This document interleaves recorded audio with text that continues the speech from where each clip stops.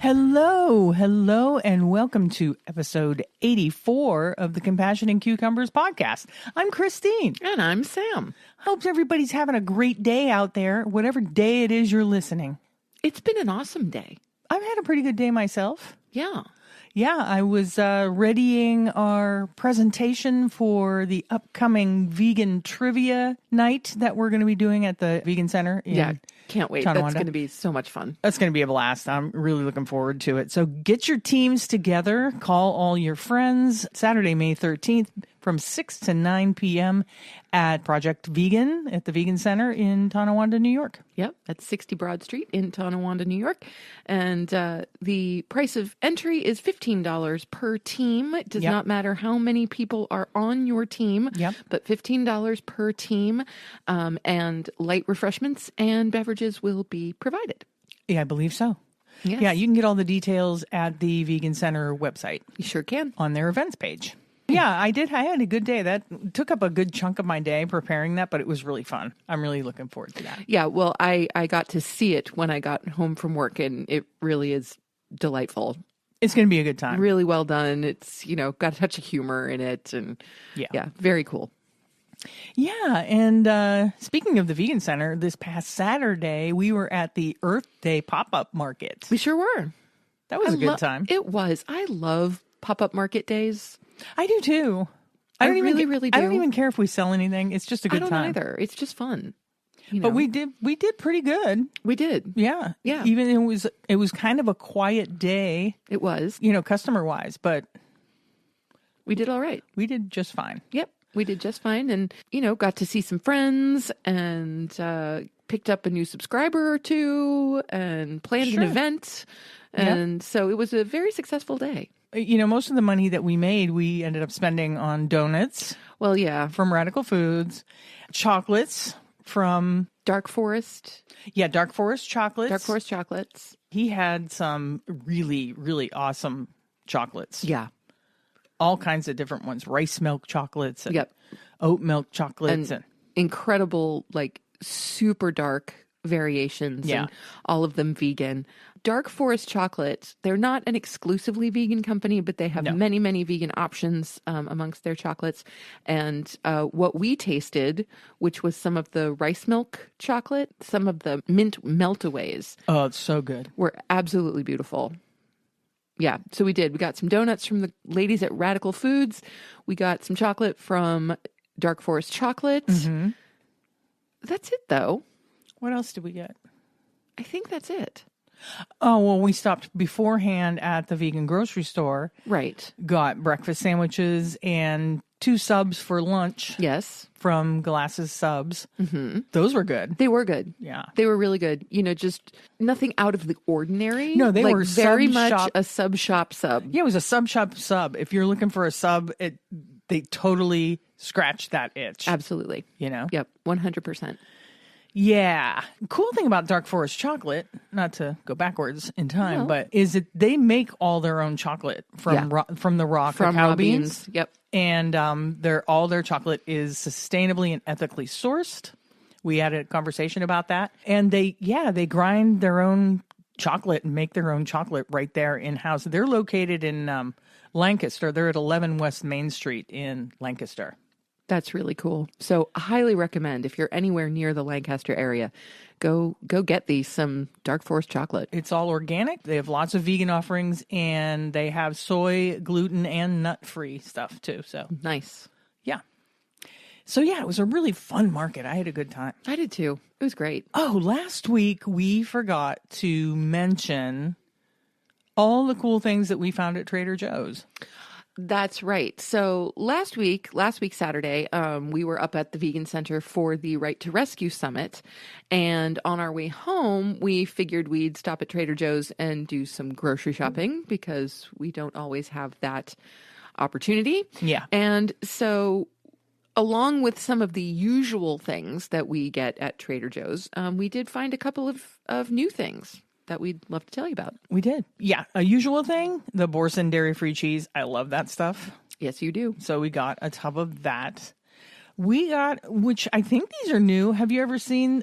No, these were new. So the vegan spinach and cashew ravioli. Yeah. I can't resist a good fresh pasta.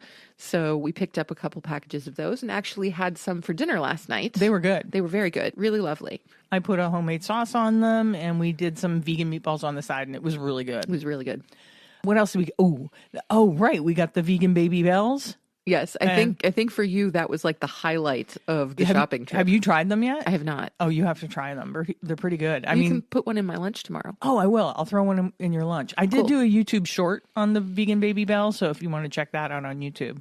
We, of course, got the vegan tzatziki, which we always get. We can't leave that alone. That's just not possible. And Sam cannot walk out of a Trader Joe's without at least 4 bags of the veggie gyozas. Yes, it's usually 4 bags of Thai vegetable gyoza. And the thing is, I'm surprised I didn't get more than that because the last time we were at Trader Joe's, they were out of the Thai veggie gyoza. Yeah, that's right. Yeah. So you're lucky I didn't double up. Just the 4 bags. And the other thing that Sam won't walk out of there without is the veggie samosas. Right, because they are absolutely perfect if we're at home on a Sunday and we're feeling snacky instead of actually having a meal. Yeah. Those veggie samosas are perfect and they go absolutely exquisitely with the vegan tzatziki. Yeah, it's such a... it doesn't seem right because you're doing Indian and Greek. but oh, does it work? Yeah, it's almost like, what is it, a raita? Yeah, tzatziki is really close to raita. It's very close. And it works beautifully. And we got some hash brown patties, which, nothing special there. You can get those just about anywhere. No, but that's something we pick up whenever we're there, for the occasional decadent breakfast kind of a thing. Yeah. And I always peruse their spice section because they have their own spice blends, and one I really like is their 12 seasoning salute because it's a really awesome blend. It's different, and it goes good in tofu scrambles or like on roasted veg. It's like you can use it in just about everything. Yeah. Did you pick up everything but the bagel? We still have some. Everything but okay. Then never mind. So I didn't get more. Yeah, for a while there, we were on this huge everything but the bagel. We really were. I was having like avocado toast or an avocado bagel every morning and having the everything but the bagel on there. We also picked up one of my favorite things, cocktail cucumbers. Yeah. These are even smaller than the mini cucumbers you get in regular packages at the grocery store. They're tiny. They're absolutely adorable, and they come in a little package that is just perfect for snacking. So I picked up a couple of those just because I love them so much, and so they found their way into my lunch with some hummus. Yep. Yes. And then for Christine, because she loves crunchy, salty things, we got some of the Crunchy Curls lentil and potato snacks, which I have to say, I had some with one of my lunches last week. Really good. They are good. And really light. They're lentily. You can taste the lentils in them. It's a lentil and potato combo, but the lentil really shines. It does. And they're not super salty, but man, they're crunchy. They're super crunchy, super light, and like you said, not real salty. So they're a great accompaniment for a sandwich or hummus or anything like that. Really, really great. Yeah, and then the last thing I have here that we picked up, that Sam just I don't know, it was just on a whim, bought this herb and sea salt Norwegian crisp bread. Now that we actually did not get at Trader Joe's. Oh, we didn't? Where did we get that? At Aldi. Really? We really did. Oh, that's weird. I promise. I could have swore we got that at Trader Joe's. Nope, that was Aldi. Because it totally looks like something you would get at Trader Joe's. It does, but it was an Aldi product. Oh, well. Never mind that. Yeah, and I haven't tried it yet, but I'm looking forward to perhaps trying it with my Baby Bell cheese in my lunch tomorrow. Oh, yeah. That'll be a good combo. See? Yeah. I'm thinking. And I looked for the vegan Korean bulgogi, but I couldn't find it, and it was really busy in there. Well, it usually is. I get a little overwhelmed in that section where they have the frozen foods and stuff. Yeah. It's just everybody's you're in somebody's way all the time, so... I didn't look really hard, but it didn't pop out at me. So, and it wasn't something that we needed. So no, absolutely not. I mean, that's one of those things that if we come across it, fine, but I'm not going to go hunting for it. Yeah. And we don't do a whole lot of mock meats and stuff anymore. So, I did want to try it because a lot of people are saying it was good. Yeah. When we find it, we'll give it a try. Yeah. If we find it, we will try it. Yeah, so that was our Trader Joe's trip, and I forgot to talk about it last week. So. Yeah. But we always love a trip to Trader Joe's, so. Who doesn't? Well, your brother. My brother. That's right. My brother does not like Trader Joe's. He thinks Trader Joe's is bougie. He said it was bougie. I'm like, you have a weird idea of what bougie is, dude. Yeah. Yeah. Well, okay. No, I think he said it's pretentious. He thinks Trader Joe's is pretentious. It's food. It's a grocery store. How is it pretentious? I don't know. He just doesn't like their business model for some reason. It doesn't appeal to him. That's fine. I'm confused, but okay. Whatever. Me too. It confuses me too. Well, it's all good. Yeah. Well, hey, he eats the snacks when we make them. I know. He never complains about the snacks. No. He doesn't say our snacks are pretentious. These snacks are bougie. Look at these bougie snacks. Oh, man. I have a hard time picturing him saying that, to be honest. What? That something is bougie or pretentious. He said it was pretentious. Yeah. Okay. I must have missed that conversation. Yeah. We were with your parents somewhere. Oh, we were in Pittsburgh. Well, of course. And we wanted to hit up the Trader Joe's in Pittsburgh. And so did your mom, because Yeah. she likes buying snacks and stuff there. She loves the cookies, the Dunker cookies, and those cookies. windmill butter cookies. She's nuts for those. Nuts for those. But your brother totally didn't want to go. And that's what he said. He's like, I find Trader Joe's pretentious. I don't understand why. I don't either. Really don't. It's just food. Yeah. And good food. Yeah, I don't know. We need to dig deeper into this phobia of Trader Joe's. Yeah. I think we do. Yes, absolutely. Yeah. We'll put that on the list for the next time we see Owen. Yeah. I mean, now this is coming from a man who does his grocery shopping once a month. That's true. He and his daughter, our niece, Lucy, will go to the grocery store. They get 2 carts, which they fill to the brim once a month. Yeah. I don't know how he does it. I don't either. It's crazy. I don't either. But hey, more power to them. If that's what works for them, it's what works for them. But yeah, I think we should dig into the pretentious Trader Joe's thing. Yeah, we'll ask him and we'll report back on that. Sounds good. Yeah. Well, hey, let's move on. Sure. Because we have something exciting this week. We do. It is our very first installment of our listener submitted recipes. Yay!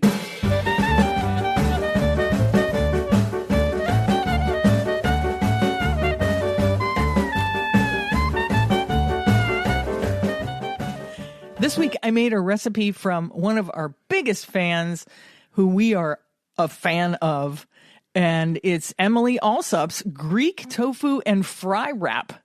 Now, I made this in honor of the fact that Emily was just in Greece. As a matter of fact, I think she came home from Greece just today. And so I thought it was an appropriate recipe. Absolutely. So Greek tofu and fry wrap. What'd you think of this? Oh my gosh. Okay, so this took me right back to my years of living in Astoria, Queens. And if you're not familiar with Astoria, it is like the U.S. capital of good Greek food. It's like Little Greece. It really is. And, Greek diner on almost every block, anywhere you go, you're getting gyro and souvlaki and all of these wonderful things. And this wrap was as good as any chicken souvlaki wrap I've ever had. Yeah. Now, we did it on tortilla. We did. So we didn't have the pita. On a wrap. We didn't do it on a pita.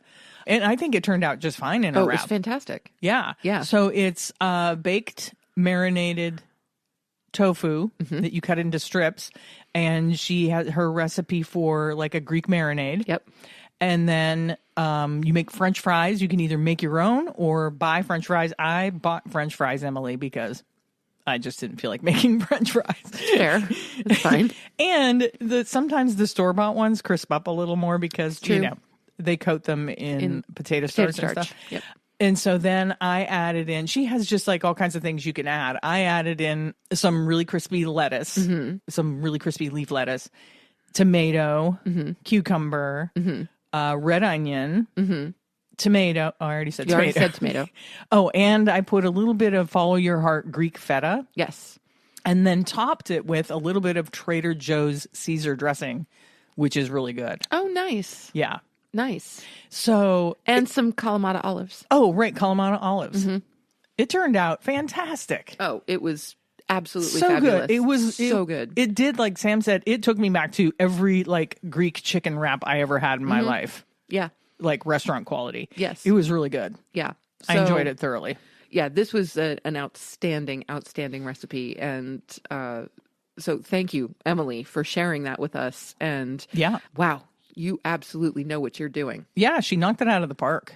Totally. Yeah, so our very first listener recipe was definitely a success. Yes, it was. More than that, it was a hit. Please send in your recipes. We want to make more of your delicious recipes. We sure do. And they don't have to be original recipes, although Emily's recipe was an original recipe that she wrote herself. Very organized, written out. The way she writes out her recipes, super organized. I love it. Loved it the way she had it written out. But it can be a recipe that you love to make, a recipe you found online, a family recipe. Just send them because I want to try them. Yeah. So moving on to our noteworthy section. Indeed. What do we got going in the noteworthy section today, Sam? In the noteworthy section today, according to veganfoodandliving.com, Buckingham Palace is currently seeking a sous chef who will help prepare vegan meals for King Charles. Go King Charles. Indeed, go King Charles. Yeah.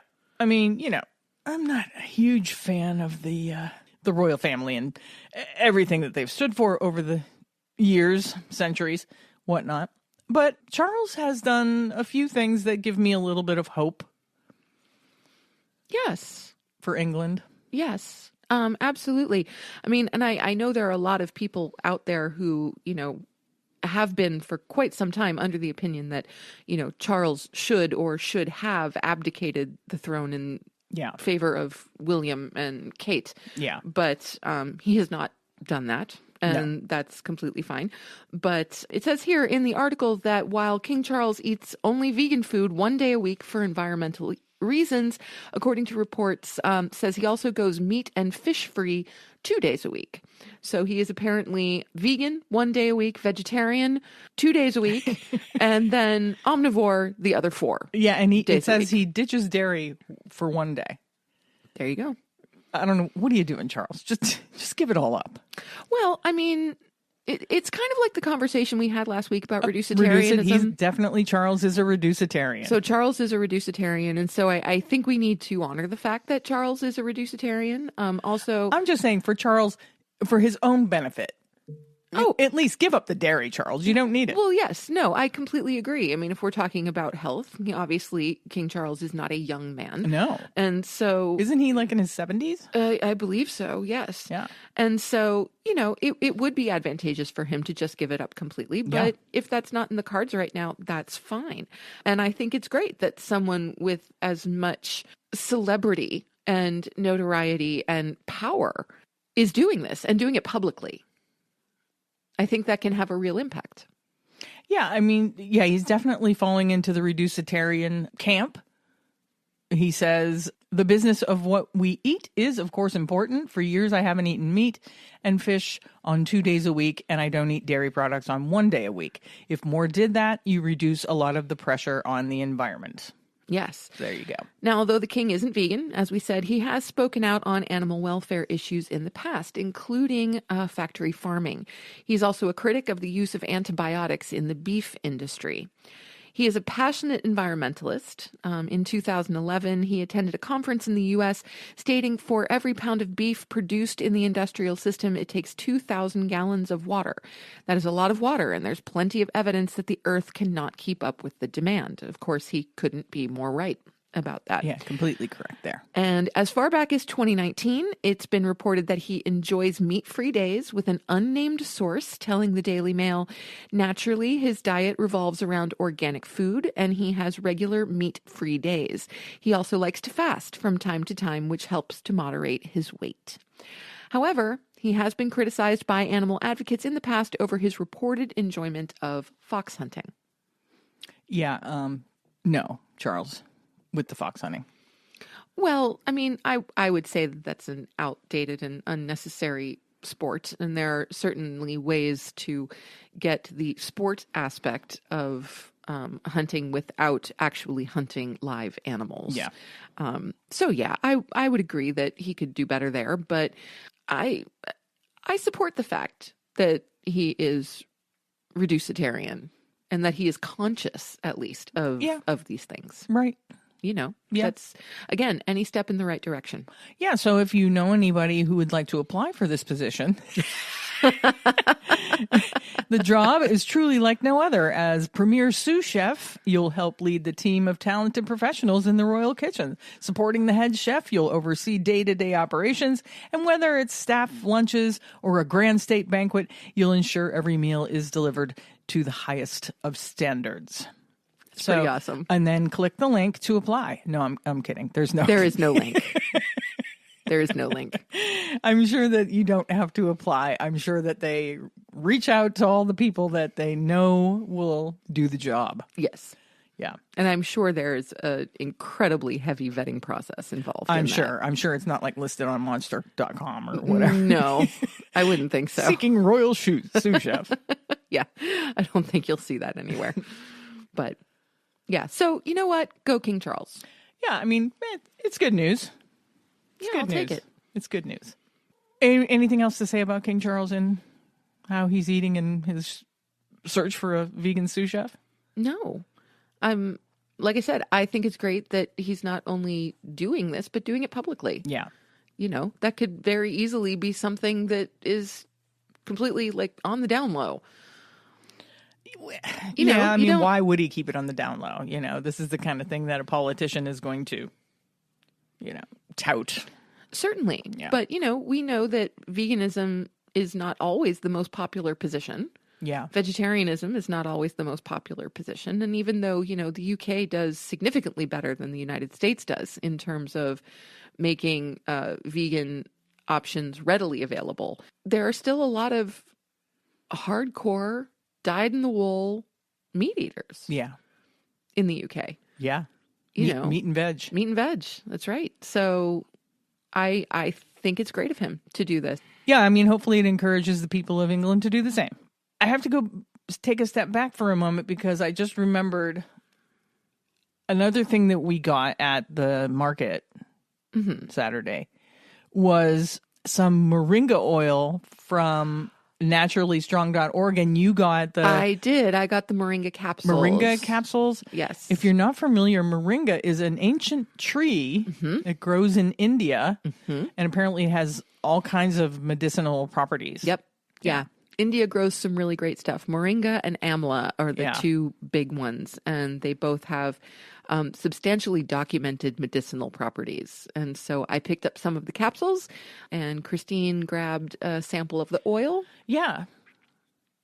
Yeah. So I didn't want to forget to shout out naturallystrong.org. And there you go. For their moringa oil. Thank you. Thank you for the sample. Let's move on to our main topic. All right.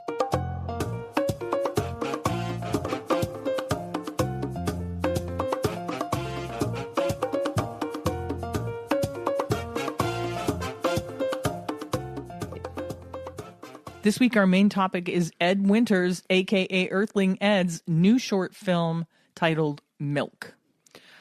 So we sat down and watched this yesterday afternoon, and it's stunning.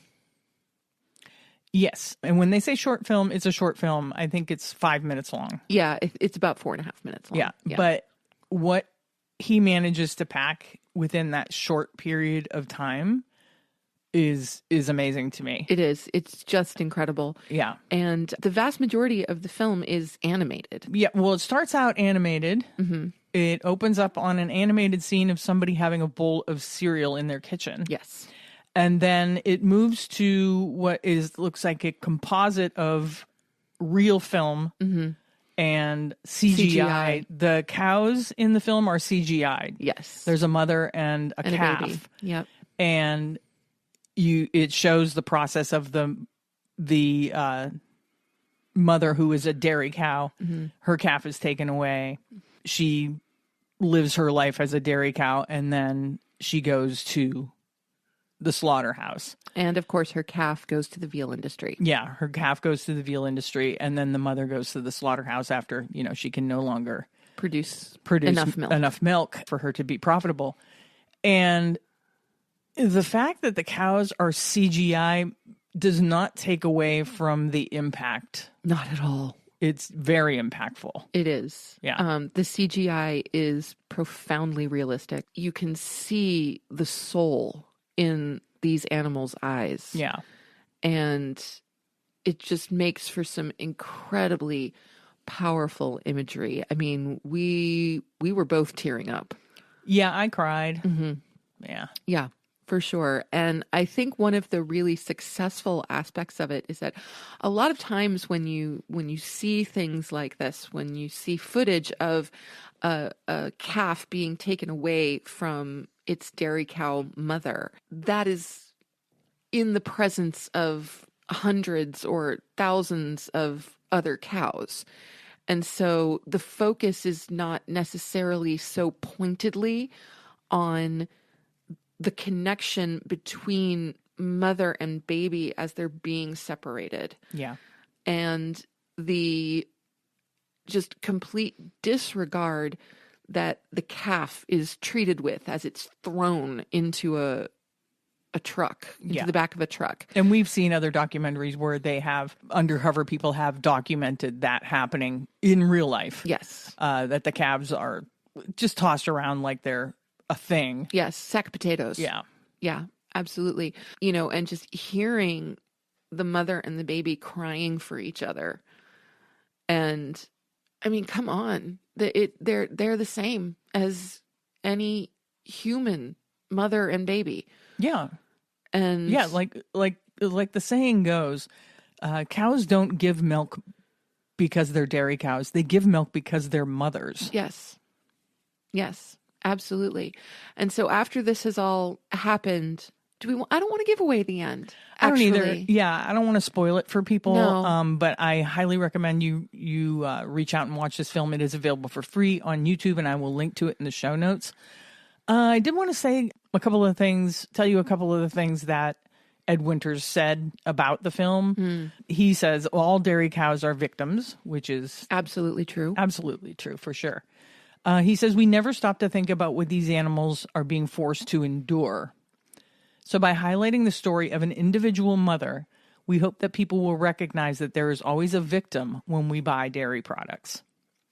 Milk also debunks myths surrounding phrases such as organic, free-range, high welfare, and humanely raised, adding it doesn't matter what label we put on dairy products. Yes. All dairy cows are victims of an industry that forcibly impregnates them, takes their babies from them, exploits their bodies, and then sends them to a slaughterhouse to cut their throats. It's time to end the dairy industry. And there's an article here that I'm sure Christine will link in the show notes.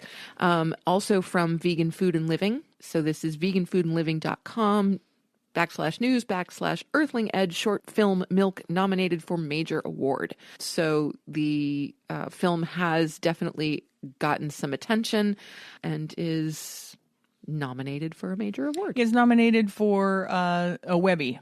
Oh, that's great. Yeah. Very cool. And there is in this article, I believe you still can, if you want to vote to help it win this award. Ooh, really? Yeah. Ooh, hang on. I want to vote. Yeah, because this article came out on the 12th.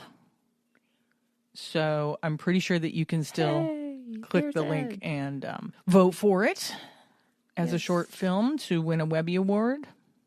It goes up against 4 other productions. Those include Nomit's A Flammable Planet and An Only Child produced by Amca Films.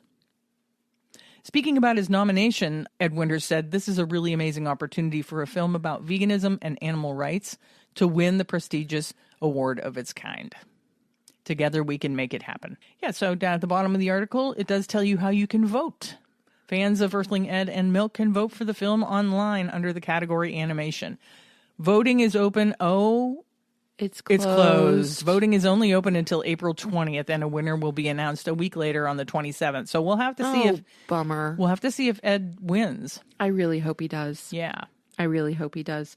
Yeah. So, just another in a long line of really thoughtful and really impactful contributions to animal liberation activism from Earthling Ed. Yeah.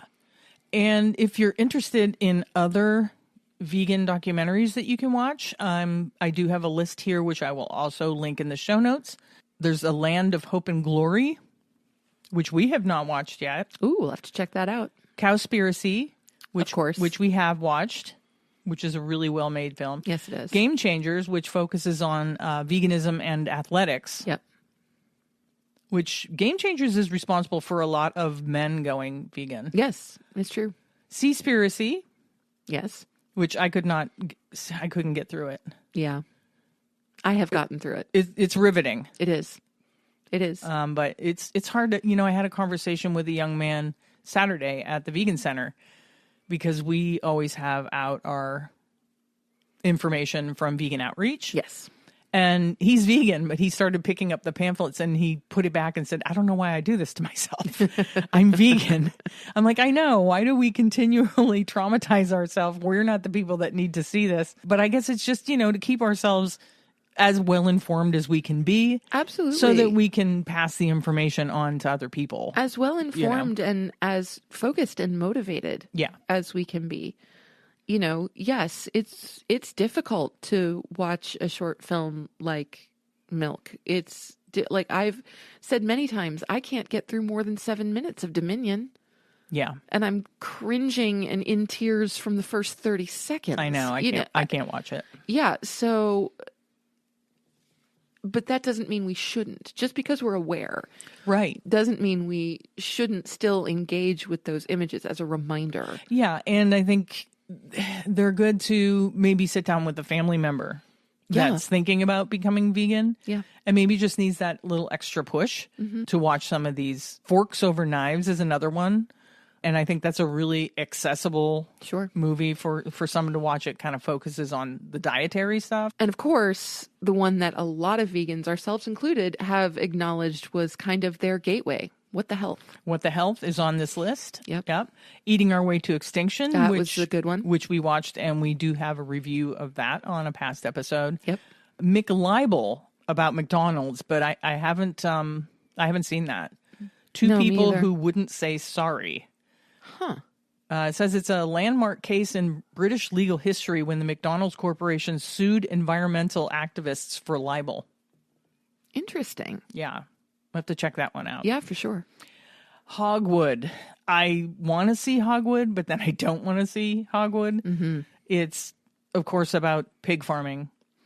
And just the picture on the poster for Hogwood tells me I don't want to watch it. It's, you're just looking into the eye of this very frightened looking pig. Yeah. The Animal People, which, did we watch The Animal People? I don't think so. Oh, I got to watch The Animal People. That is about animal activists. Oh, and I've heard definitely need to watch that. Yeah, I've heard really good things about that. Earthlings. Of course. And that's it. That's it on this list. So there are a ton of really great vegan documentaries out there. There are, and we have a whole bunch of them listed on our website. So if you go to compassionandcucumbers.com and you click on the resources page, there is a ginormous list, which I actually need to go in and update. I thought you just updated it. Well, I did, but I didn't do the whole book and documentary list. Oh, okay. I need a little extra time to do that. So you can add Earthling Ed's film. Yes, I will. Onto there. Yes, I will. Most definitely. But we have a whole list of books and documentaries that we recommend as resources. Want to move on to our 72 reasons to be vegan? Absolutely. So this week's reason to be vegan, again, from Gene Stone and Kathy Freston and their wonderful book, 72 Reasons to be Vegan, Why Plant-Based, Why Now, is particularly appropriate considering our main topic, and that is reason 58, spent dairy cows become hamburgers and dog food. If there's anyone in the world you don't want to be, it's a dairy cow. As we know, mothers produce milk when they have babies. and shortly after a baby calf is born, it is snatched away from the mother because the milk is designated for people, not the calf nature intended it for. The mother cow naturally goes bananas because there's nothing more painful in any species than for a mother to lose her offspring. The baby can barely walk, so she's carted away. The mom bellows in anguish for days, calling for her calf, bucking if she has the space, and sometimes knocking her head against anything she can find. Right after giving birth, the mother is hooked up to a milking machine several times a day, every day, with hard metal that clamps on her teats as it pulls and sucks at her until she's dry. She stands on hard metal slats, which eventually causes her to go lame. As we saw in Reason 5, because she's usually dosed with a bovine growth hormone, she may develop a painful infection in her udder called mastitis. A cow should live up to 25 years, but a typical dairy cow will only live until the age of 4 or 5 because her body gets worn out after multiple births and constant milking. Once she is considered useless, she is loaded onto a truck, occasionally, as undercover footage has shown, via forklift, since she can no longer walk, and sent to the slaughterhouse to be turned into hamburgers or dog food.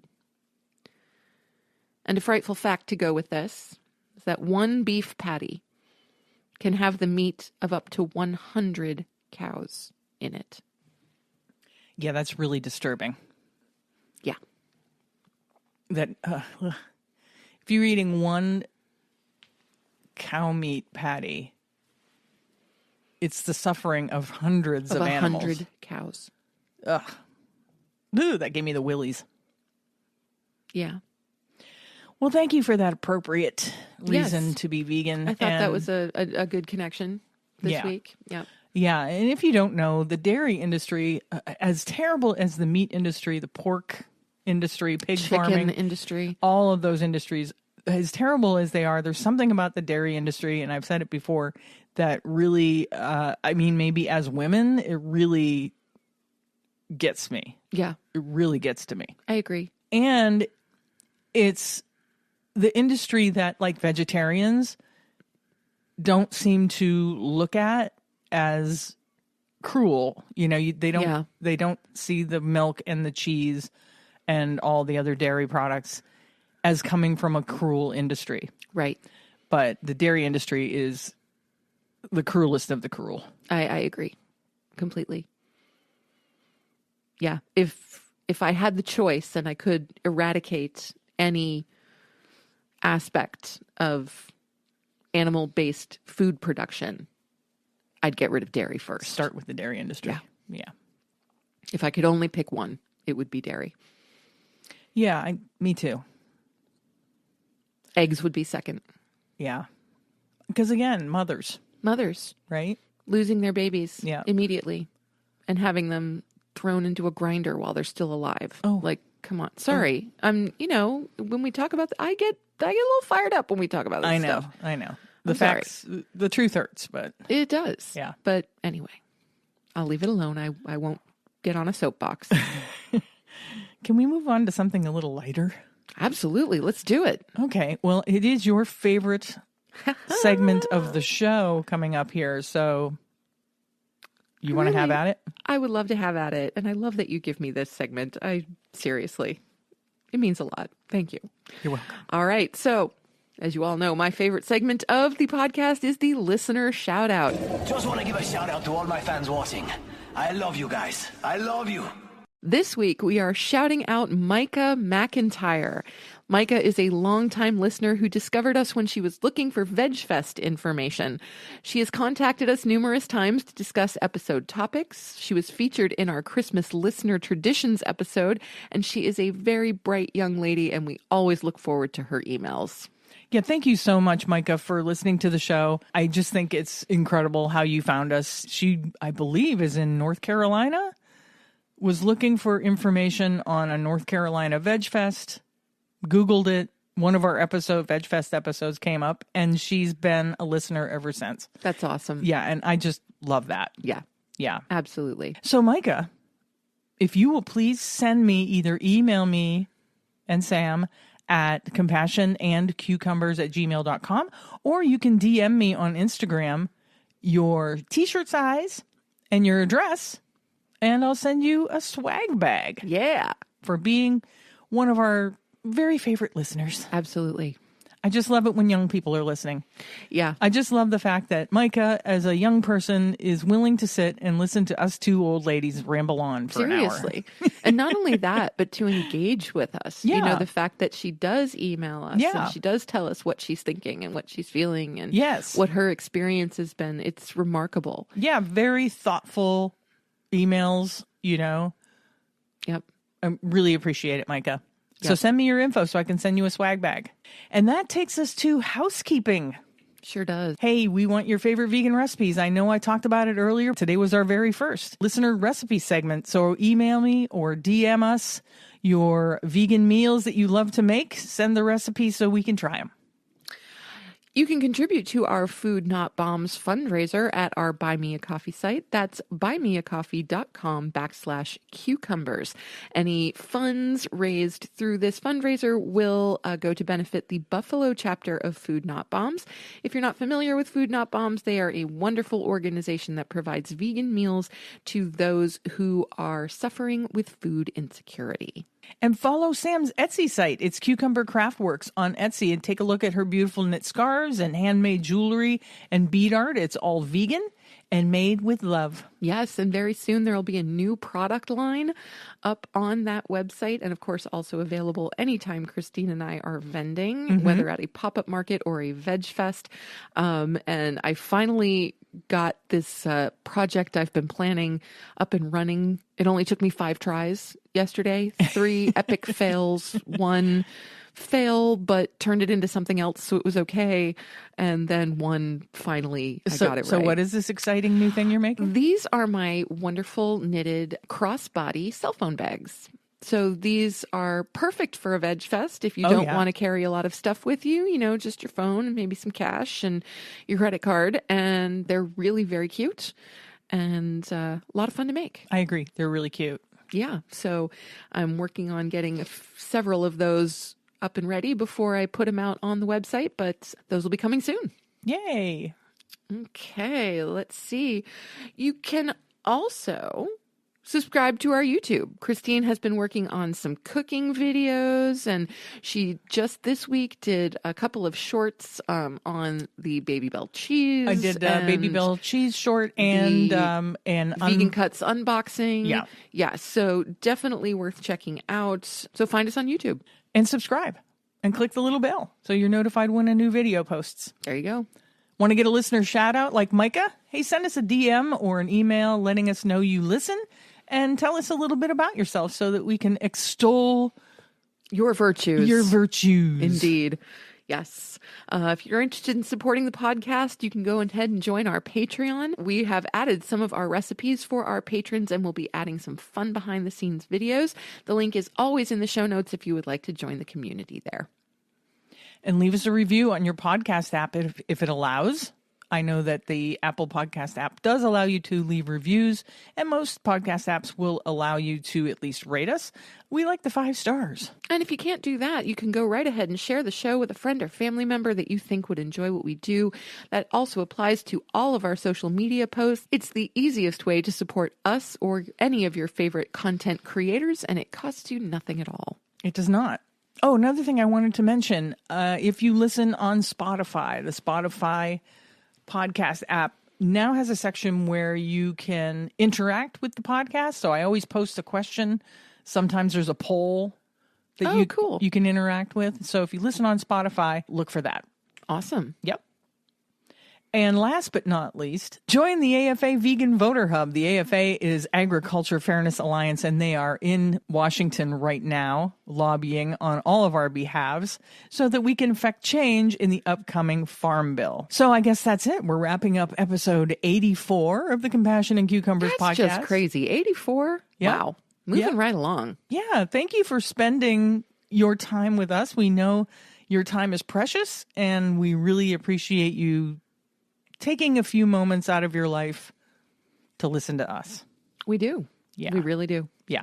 Still working on a sign-off. Yeah, let's not repeat the one from last week. It's just too wordy. I'm sorry. I like the intent, but it's just a bit much. I know. And it seems a little contrived, right? I agree. Yes. So, we need something that's a little bit more organic. Yeah, if you have any ideas for, a cute and quick sign-off that we can use, send them my way. Yes, and we will give you full credit for it. Absolutely. Yes.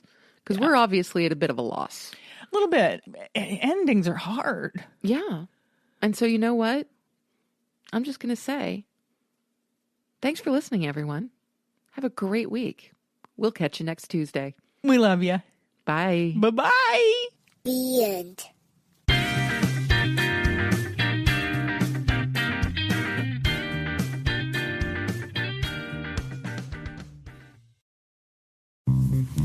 Do you want to support the Compassion and Cucumbers podcast?